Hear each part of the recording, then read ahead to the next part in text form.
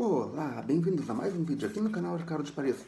Eu sou o Ricardo e hoje temos mais um capítulo do livro Geografia de Dona Benta de Monteiro Lobato. Mas primeiro, curta o vídeo. E se for a primeira vez aqui, inscreva-se e acione o sininho para receber as notificações. Já curtiu? Já se inscreveu? Já assinou o sininho? Então vamos para a história. Hoje, capítulo 13. Aqui a ilustração. O Mar do Caribe. México, Mar de Sargassos, corrente do Golfo, Estados Unidos. O Brig ia, nesse momento, atravessando o canal do Yucatán, que separa a ilha de Cuba da península do Yucatán, no México. Dona Benta mostrou o que era canal, uma faixa d'água apertada entre duas terras, e disse que os canais tanto podiam ser feitos pela natureza como pelo homem. O canal do Panamá havia sido feito pelos homens, aquele pela natureza. Atravessando o canal de Yucatán, o Brig penetrou no Golfo do México. Estamos nas águas do oceano que banham as costas do México, a nação mais interessante de toda a fileira de nações plantadas pelos latinos na América. Esses povos chamam-se latinos porque falam línguas filhas do latim, e também porque os romanos faladores do tal latim muito contribuíram para a formação deles, nos tempos antigos, quando Roma era para o mundo o que é hoje a Inglaterra, ou os Estados Unidos atualmente também. Acho que mais os Estados Unidos atualmente, mas na época foi publicado era a Inglaterra. Todas as repúblicas da América do Sul e da América Central são hispano-americanas, isto é, misturadas de Espanha e América. O Brasil forma a única exceção, mas desses países, o que eu acho mais interessante é justamente o México. O México é uma terra que não se confunde com nenhuma outra. Em tudo põe a sua marca, ou revela sua individualidade, como se diz em língua técnica. Tem uma arte toda sua, pintura sua, música sua, cerâmica sua, arquitetura sua, costumes só seus. A história do México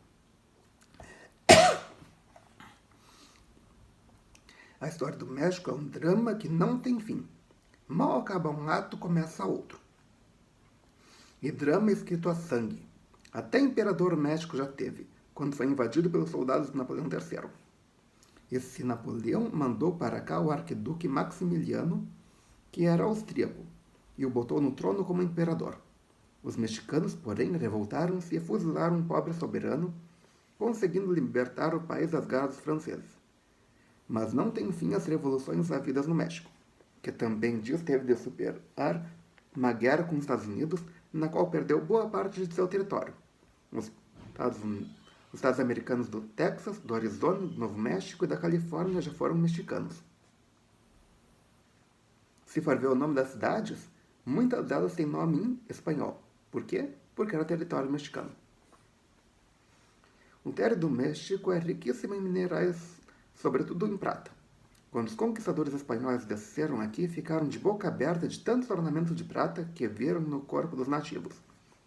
E os nativos eram os índios astecas, criadores de uma civilização bem adiantadinha. A ganância de pegar aquela prata levou os espanhóis a destruírem o império dos astecas, abusando da superioridade em armas, porque traziam arma de fogo desconhecida pelos índios da América. Já vi isso na história do mundo, observou Pedrinho. Pois agora está você diante do país onde ocorreu a tragédia. Os conquistadores, entretanto, não acabaram com toda a população nativa, de modo que no México, até hoje, há mais gente da raça americana nativa do que europeus, ou descendentes de europeus. Esses mexicanos formam a classe dos peões, ou homens do povo. O calor estava cada vez maior. Todos suavam em bicas, exceto Quindim, que, como bom filho da África, se regalava com as temperaturas altas. Uf, exclamou o menino descendo do mastro. Estou que não posso mais, gritou para a cozinha. Sorvete, Anastácia, não pare de fazer sorvete. Estamos morrendo assados aqui no trombadilho. É natural, disse Dona Benta. Nosso navio está bem acima de um rio de água quente. Rio de água quente? Sim, minha filha, estamos atravessando a célebre corrente do Golfo. Está sobre a corrente quente do Golfo do México. O imediato aproximou-se de testa franzida. Explique isso, capitão. Não estou entendendo nada. Dona Benta explicou. Há no meio do Oceano Atlântico o célebre Mar de Sargassos. Sargassos são algas ou plantas marinhas que naquele ponto se reúnem em grandes massas sobre grande extensão do mar. Por entre os sargassos circulam infinidades de peixinhos. Este mar de sargassos constituía outrora o terror dos navegantes. Navio de vela que, arrastado pelos ventos, fosse ali ter, ficava encalhado e perdido. Era o mesmo que botá-lo em terra firme. Mas Colombo desfez tal lenda, atravessando com suas náuseas esse mar de algas. Pois bem, no fundo do mar de sargassos, há qualquer coisa ainda misteriosa para os geógrafos. Forma-se lá um redemoinho que é a origem da corrente do Golfo. As águas movem-se em certa direção como um rio, e passam ali pelo canal de Yucatán penetrando nesse golfo. Aqui aquecem-se com esse terrível calor e seguem, com velocidade cada vez maior, rumo noroeste até encontrarem saída pelo canal da Flórida, que é outro canal que separa Cuba da península da Flórida, nos Estados Unidos. Nesse ponto já está tão quente o rio marinho que um termômetro centígrado nele mergulhado marcará 27 graus e vai avançando com a velocidade de 8 km por hora. Velocidade de um homem andando a pé, observou o menino. Atravessa o canal e segue costeando os Estados Unidos, depois se dirige para a Europa, indo aquecer as terras do norte. As ilhas britânicas, a Islândia, que é uma grande ilha, e a Noruega, e aquece até a Groenlândia, a terra gelada onde vivem os esquimós. Os fabricantes daquele sorvete que tem uma capa de chocolate por fora, indagou Emília. Daquele sorvete tem os esquimós. Não conheço sorvete. Você sabe alguma coisa sobre esse sorvete esquimós? Se sabe, coloque nos comentários aqui embaixo. Eu acredito que seja uma marca antiga que não existe mais. Ou se existe, não tem aqui na minha cidade. Se na tua tem esse sorvete, coloque nos comentários aqui embaixo. Estou curioso para saber. Não, bobinha. Os esquimós nem sabem o que é sorvete, visto que moram numa terra de gelo. Os produtores desse sorvete apenas se utilizam do nome deles para a marca de fábrica. Que ideia! Os esquimós a exportarem sorvetes. Mas os tais esquimós podem viver nas terras geladas da Groenlândia? É isso devido à passagem por perto de um ramal do rio de água quente. Quer dizer, observou imediato, que eles podem viver graças ao calor que vai exportado daqui desse golfo? Exatamente. O Golfo do México é um benemérito. Exporta calor para a Inglaterra, para a Noruega e até para os pobres esquimós. Uf, exclamou de novo o narizinho, enxugando a testa. Exporta pouco, pelo que estou vendo. Devia exportar o dobro, ou triplo. Quanto mais exportasse, tanto melhor para quem passasse por aqui. Estou que não aguento mais. Sorvete, Nastácia. Tia Nastácia veio da cozinha com uma bandeja de esquimo pis, que é o nome inglês do tal sorvete recoberto de chocolate. Na parada do Brig, em Trindade, haviam aprendido a receita. Pronto, calorenta, disse ela. Refresque o papo à vontade. Tenho lá na geladeira outro sortimento. Todos se refrescaram, exceto a tripulação, Quindim. Continuava nadando em mar de rosas. Calor era com ele. Dona Benta contou 1000 coisas do México. Descreveu a cidade do México, sua capital, rica de monumentos históricos. Depois falou de Tampico, perto do qual se perfuraram os primeiros poços do petróleo mexicano. O petróleo aqui neste país, meus filhos, é como água. Jorra da terra em quantidades tremendas. Houve um poço de nome Cerro Azul que rompeu com 300 mil barris por dia. 300 mil? Exclamou o menino espantado. Mas isso é um colosso, vovó. Quanto vale um barril de petróleo bruto? Aí uns $20. Nota. Isso na época deles. Já sabe. Verifique antes, se for fazer alguma prova para a escola, trabalho escolar, verifique os dados, pois eles certamente modificaram-se daquela época até hoje. Quer dizer, então, que Esse poço arrancava da terra por dia 300.000 notas de 20.000? Exatamente, 300.000 notas de 20.000, ou seja, 6 milhões diários. Pedrinho ficou pensativo. Estava já a imaginar-se perfurando petróleo lá no sítio. Quem sabe se não abriria um poço ainda maior que o Cerro Azul? Tudo é possível no mundo. O Brig entrava em plena corrente marítima, isto é, entrava na famosa corrente do Golfo, de modo que ia com boa velocidade. Passou pelo canal da Flórida e ganhou o norte pelas costas dos Estados Unidos. Acima. Em certo ponto, o vento deu de descer num modo estranho. Quindim imediatamente recolheu as velas, ou o pano, como dizem os marinheiros. Que há? Gritou o imediato. Como vai recolhendo as velas assim, sem mais nem menos? Não sabe que nada se faz sem ordenzinha do capitão? Quindim respondeu que aquele vento lhe estava cheirando a ciclone, e que se sobrevivesse um ciclone, o Brig não se aguentaria de velas abertas.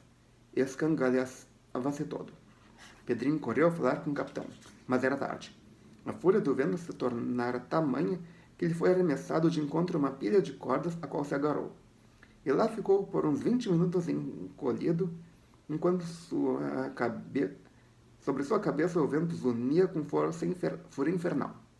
Pedrinho teve medo. Parecia o fim do mundo. A previdência da tripulação, entretanto, havia salvo o Brig. Com as velas encolhidas, o terror dos mares foi arrastado para muito longe, mas nada sofreu. Logo que a ventania cessou, o imediato pôde levantar-se e ir ter com o capitão. Encontrou na venta pálida e trêmula. Aqui é a ilustração do ocorrido. O navio no meio de um ciclone. De que escapamos, meu filho, disse ela. Um ciclone. Um terrível ciclone desses tão comuns nessas regiões. Acaba de varrer a península da Flórida, destruindo a cidade de Miami, como verifiquei através da minha luneta. Pedrinho correu a luneta e espiou. Viu realmente lá longe uma linda cidade à beira-mar em Pandarecos. Estou vendo tudo arrasado. É a pobre da Miami, que mais uma vez foi varrida por um ciclone.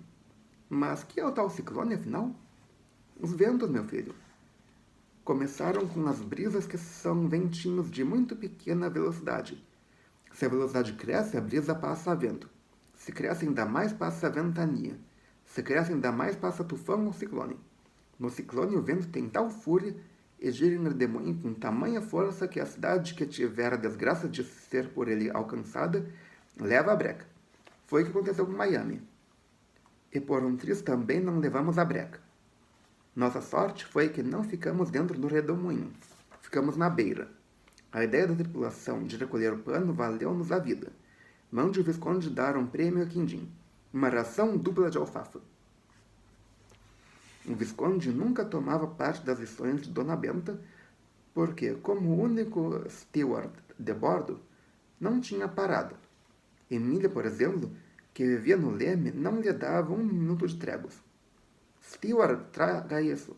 Steward, traga aquilo. Mas naquele dia aconteceu uma desgraça. O tufão o varrera para o mar.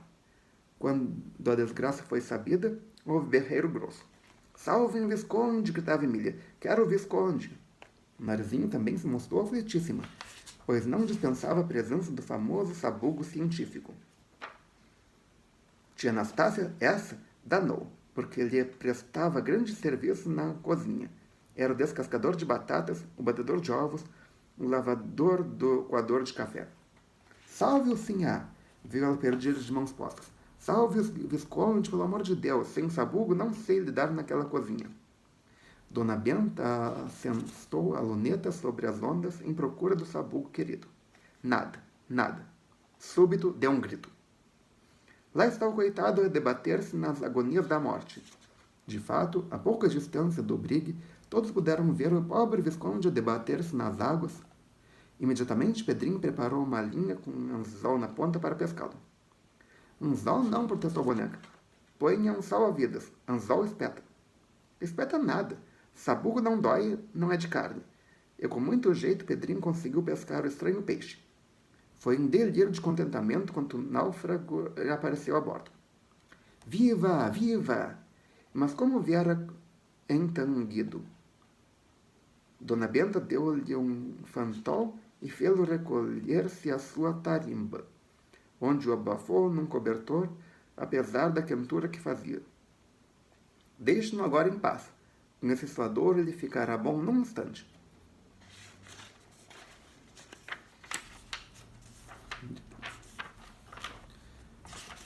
Liquidado o caso do Visconde, Dona Benta falou da terra dos americanos. Por que a senhora diz americanos, vovó? Indagou o Narizinho. Todos os naturais da América são americanos e não só os dos Estados Unidos. Digo assim para facilitar, e também porque estou certa. Esse país chama-se Estados Unidos da América. Não tem nome característico como os demais. Um fato dos Estados Unidos do Brasil. O filho dos Estados Unidos do Brasil é brasileiro. O filho dos Estados Unidos da Colômbia é colombiano. O filho da Guatemala é guatemalense. O filho do México é mexicano. Tudo muito fácil. Mas como havemos de tratar os filhos de um país que se chama Estados Unidos da América? Está claro de que americanos. Se vocês descobrirem denominação melhor, eu darei mão a palmatório. Os meninos pensaram e não acharam. E dali por diante ficou assentado que quando se dissesse em americano, estava entendido tratar-se dos filhos dos Estados Unidos da América. Esse país, disse Dona Benta, é a glória do continente americano. É o segundo em território, com 9.363.500 km². Maior em riqueza, em civilização e em poder. E é, em muitas coisas, o maior não só da América, como do mundo inteiro. Os Estados Unidos são hoje um país de mais de 130 milhões de habitantes, dos quais 14 milhões negros e o resto brancos. Já sabe, verifique os dados antes de botar em alguma prova. Porque certamente já mudou. Mas há lá uma barreira entre os brancos e pretos, de modo que as duas raças pouco se misturam. Quem é branco fica branco, quem é preto fica preto. Também se já está desatualizado. E os arranha-céus? Sim, é uma terra de uma porção de coisas que só há lá, como os skyscrapers, ou arranha-céus. A riqueza dos americanos, junto à audácia da sua iniciativa, fez que o país se enchesse de coisas únicas, como inéditas no mundo. Outra particularidade americana é que lá tudo é o maior do mundo. As pontes são as maiores, as casas são as maiores, a rede de estrada de ferro é a maior, a cultura do trigo, do algodão, a produção de petróleo, ferro, tudo maior. E as cidades? As cidades americanas, todas elas têm qualquer coisa de maior do mundo. Nova York, por exemplo, conta realmente com 11 milhões de habitantes, na época de publicação, sem incluirmos as zonas que lhes crescem em redor. É a maior do mundo, e existem outras cidades formidáveis como Chicago, a capital do Oeste, onde se concentra uma gigantesca indústria de carnes congeladas e enlatadas. A Filadélfia, enorme. A Detroit, o grande centro da fabricação de autos, onde se acha a indústria da fábrica, a imensidade da fábrica Ford, que enche de automóveis no mundo. Há também na costa do Pacífico a grande cidade de São Francisco, ou Frisco, como eles dizem. Todas são cidades de milhões de habitantes. E qual a razão de esse país ter se desenvolvido tanto, vovó? Muitas, meu filho. Um território dos Estados Unidos é abençoado. Tem tudo, produz tudo. Se o mundo desaparecesse inteirinho e só ficasse Estados Unidos, eles continuariam a viver a mesma vida que vivem, sem precisar de nada. Só que deixariam de tomar café. Minerais possuem tremendas quantidades, e nenhum país produz tanto ferro e aço. Petróleo tem-no em quantidades fabulosas. Basta dizer que, sendo a produção total do mundo 1 bilhão e 200 milhões de baris, só os Estados Unidos produzem mais de 800 milhões. Safa! E que fazem de tanto petróleo? Refinam-no, reduzem a gasolina, a querosene, a óleos lubrificantes, óleos combustíveis, flis de matar mosquitos, a benzina, a vaselina, a asfalto, a picha, a parafina, etc. Não há o que eles não tirem desse óleo preto que de mau cheiro de mau cheiro que sai das entranhas da terra. Depois de obter todos esses produtos, eles o consomem. Transformam gasolina em corridas de automóveis e voos de aviões. Os óleos lubrificantes vão engraxar os eixos das máquinas. O óleo combustível vai fazer rodar os motores a óleo. Os navios, as locomotivas, com Fleet, se libertaram da bicharia miúda. Com o asfalto e o piche, constroem estradas sem pó, ótimas. O segredo da grandeza americana está na sua tremenda indústria do ferro e do combustível. Com o ferro fazem toda sorte de máquinas possíveis e imagináveis. Desde relógios, maquinazinhas de marcar o tempo, até o canhão, máquina de matar gente. Máquina de tudo. De fazer papel, de tecer, de escrever, de costurar, de tudo. Tudo, tudo. E para mover esses milhões de máquinas utilizam-se do calor produzido pela queima do carvão de pedra. Suas minas de carvão são das maiores do mundo. Ou da força explosiva da gasolina vaporizada. Nos motores de automóvel, por exemplo, chamados motores de explosão, a energia que faz o carro andar, isto é, a força, vem de sucessivas explosões de pequena quantidade de gasolina. Quando estudarmos física, havemos de ver isto, que é muito interessante. Bem, vovó, disse Pedrinho, se esse país é assim, então melhor mesmo é darmos um passeio por lá. Passeios por países muito adiantados são ótimos, porque abrem os olhos da gente e ensinam muita coisa. Dona Benta aproveitou a ideia e deu ordem à tripulação para botar o Brig no rumo de Nova York, que é o maior porto americano. Na época. Verifique antes de fazer alguma prova. Pode estar desatualizado. Durante a travessia, o terror dos mares vinha frequentemente se cruzando com os navios que fazem a carreira entre as duas Américas, e o hábito era se saudarem amigavelmente. Acontecia, porém, que a vista do Brig causava maiores assombros nos seus colegas de oceano. A mariagem subia às vergas para ver melhor e os capitães fincavam os olhos nas lunetas. Que navio seria aquele? Era a pergunta de todos. E os radiogramas que voavam para a terra diziam do mesmo, do misterioso Brig com um rinoceronte em vez de maruchá e uma bonequinha vestida de pirata no leme. Mistério. Menos pra gente, que a gente conhece a história, né? A propósito desses vapores encontrados pelo caminho, Dona Benta contou muita coisa da vida do mar, sobretudo naufrágios. Contou do terrível naufrágio do Lusitânia, torpedeado por ocasião da Grande Guerra. Nesse caso, seria a Primeira Grande Guerra Mundial. E também do Titanic, um navio monstro que deu com um bico num iceberg. Essas histórias fizeram medo ao imediato que tratou de dotar o Brig de um aparelho de rádio emissor e receptor. Emissor para lançar ao ar recados e sinais. Receptor para apanhar recados e sinais soltos no ar. Estou com tudo prontinho para o caso de desastre, vovó, disse ele depois de arrumada a cabina do rádio. Se houver qualquer coisa, se formos torpedeados ou dermos de encontro a algum iceberg, já sei lançar o famoso sinal SOS, que é pedido de socorro. Dona Benta havia explicado que quando um navio em perigo lança esse SOS, todos os outros que andam pelo mar o recebem. E os que estão mais perto botam-se na direção do SOS a fim de socorrer o colega. Essa providência tem salvo a vida de milhares de criaturas humanas, tripulantes e passageiros. Emília, que havia prestado atenção à conversa, resolveu fazer a experiência. Foi pé ante pé à cabine e deu sinal de SOS sem que o imediato e o capitão se percebessem. Uma hora depois, começaram a surgir navios de vários pontos do horizonte. Que coisa estranha, Pedrinho, murmurou Dona Benta. Todos os navios vêm em nossa direção como se tivessem sido chamados. O terror dos mares acabou rodeado por 5 navios de bandeiras diferentes, cujos capitães interpelaram Dona Benta sobre o SOS radiado pelo Brig. Dona Benta abriu a boca e só depois de muito apertar com a timoneira é que descobriu a marosca. Pediu então desculpas aos seus colegas. Foi a reinação da Emília, respondeu. Queiram desculpar-me. A Dinhabinha lançou SOS escondidas de brinquedo. Os capitães furiosos ameaçaram de dar queixas às autoridades em terra. Um deles quis entrar no Brig para escangalhar com a cabine do rádio. Venham se for capaz, gritou-lhe Emília. Atiço-lhe o quindim em cima e quero ver. Um capitão indagou quem era quindim. Quando soube tratar-se de um tremendo rinoceronte natural do Uganda, ficou atrapalhado. Baleias já ele havia visto muitas, e tubarões e espadartes, mas rinoceronte no mar nunca. Disse então: passe muito bem, e zarpou. Em vista do acontecido, Pedrinho botou o cadeado na cabina, fechou-a bem fechada e guardou a chave.